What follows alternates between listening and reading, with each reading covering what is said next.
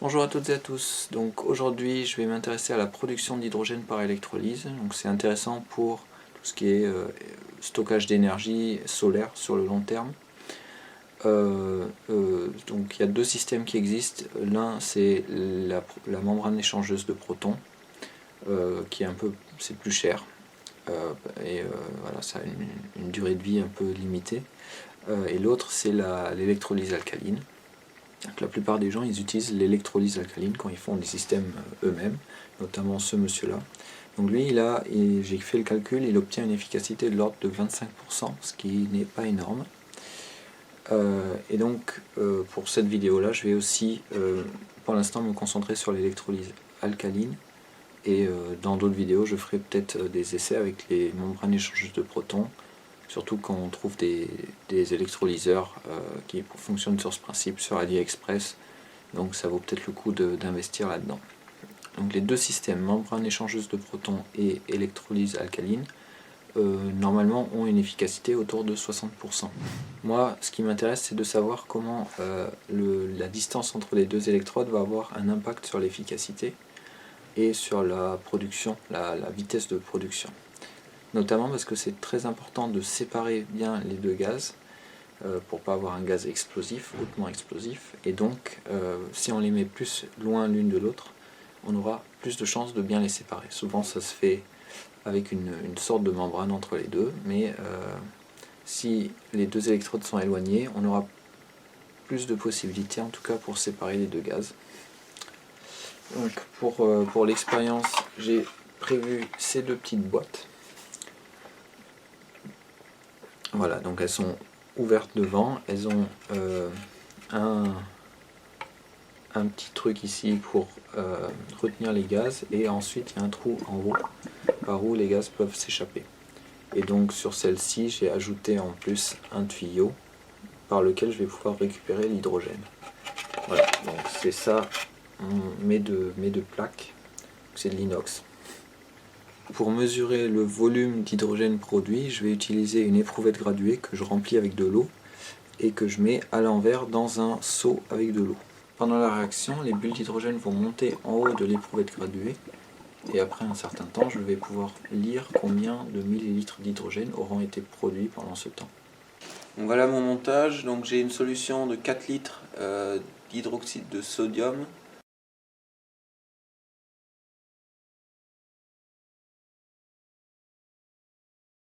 Il est à une concentration de 5 mol par litre, c'est une concentration assez élevée. Donc il faudrait que je porte des gants parce que c'est très agressif. Donc ça correspond à 200 grammes par litre, ou 20% à peu près. Donc les électrodes elles sont là, et je vais collecter le gaz, l'hydrogène à travers ce tuyau, et je vais pouvoir mesurer combien je produis. Au début j'avais un problème avec mon montage, c'est que le niveau d'eau au-dessus des électrodes doit être supérieur à celui dans le seau, parce que les gaz dans le tuyau doivent être capables de pousser l'eau dans le seau pour pouvoir ensuite remonter dans l'éprouvette graduée. J'ai pu résoudre le problème en ajoutant un peu d'eau dans l'électrolyseur et en enlevant un peu d'eau du seau d'eau. Donc pour les premiers essais, j'ai mis les deux électrodes à une distance de 10 cm. Et j'ai commencé donc avec une tension de 2 volts. On avait une intensité de courant qui était très faible.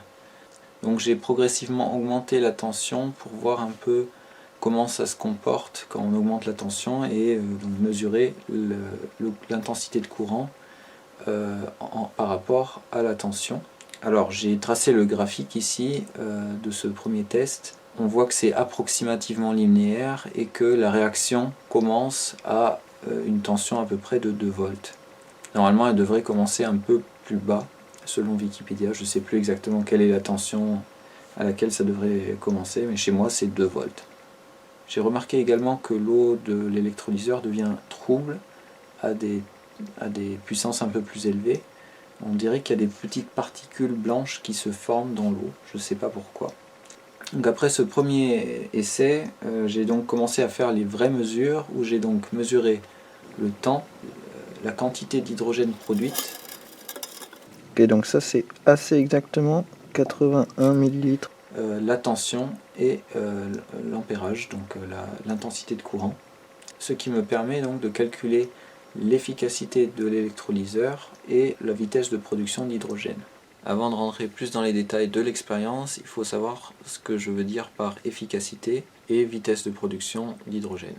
La vitesse de production, c'est combien je produis de gaz par unité de temps, par heure par exemple. Ce que j'appelle efficacité, ça va être le rapport entre l'énergie gagnée sous forme d'hydrogène divisé par l'énergie qu'on fait rentrer dans le système sous forme électrique. Donc moi je considère que l'hydrogène, 1 litre d'hydrogène contient 3 Wh d'énergie, et l'énergie qu'on fait rentrer dans l'électrolyseur, ça va être la tension fois le courant, l'intensité de courant, fois le temps.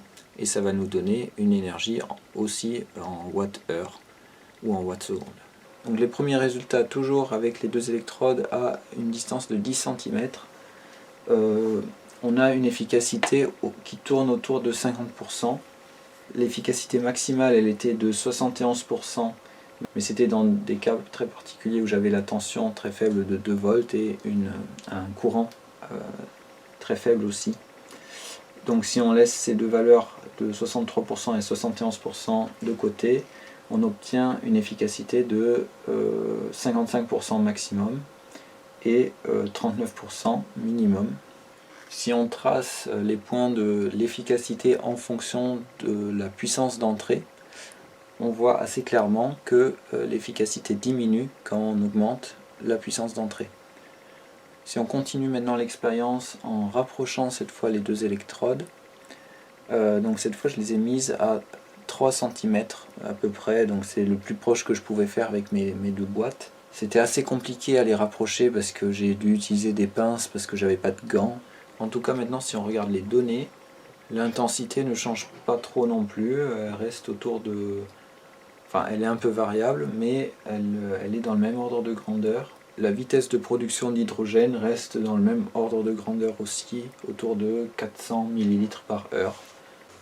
Ok, donc j'ai vu que en retournant les boîtes de collection et donc avec le plastique entre les 2 électrodes, on avait moins d'ampères, on passe à peu près de 1,2 ampères à 0,6 ampères. Donc ma question c'est qu'est-ce qui se passe si je mets du plastique comme ça, entre les 2 électrodes. Donc là actuellement elles sont dans le bon sens, elles sont face l'une à l'autre et assez proches.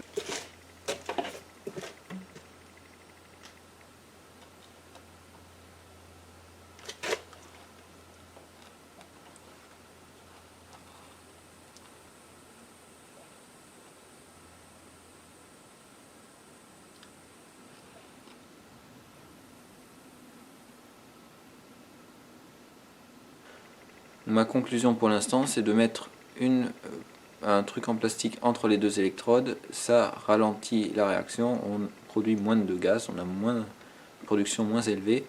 Par contre, ça n'a pas forcément d'impact sur l'efficacité. J'avais l'impression que jusqu'à maintenant, l'efficacité, elle est toujours de l'ordre de autour de 50%, quoi que je fasse. Hein. Voilà. Si par contre elle diminue un peu si on a une réaction plus rapide. Mais voilà, grosso modo, l'efficacité du processus reste constante. Ma question maintenant, c'est qu'est-ce qui se passe si je mets cette pièce-là, je pense que c'est du coton. Je voulais voir si ce genre de tissu pouvait empêcher les gaz d'aller d'un côté à l'autre. Et effectivement, ça a l'air d'être vrai. J'ai essayé d'encapsuler des bulles de gaz avec ce tissu. Et effectivement, le gaz n'a pas l'air de traverser.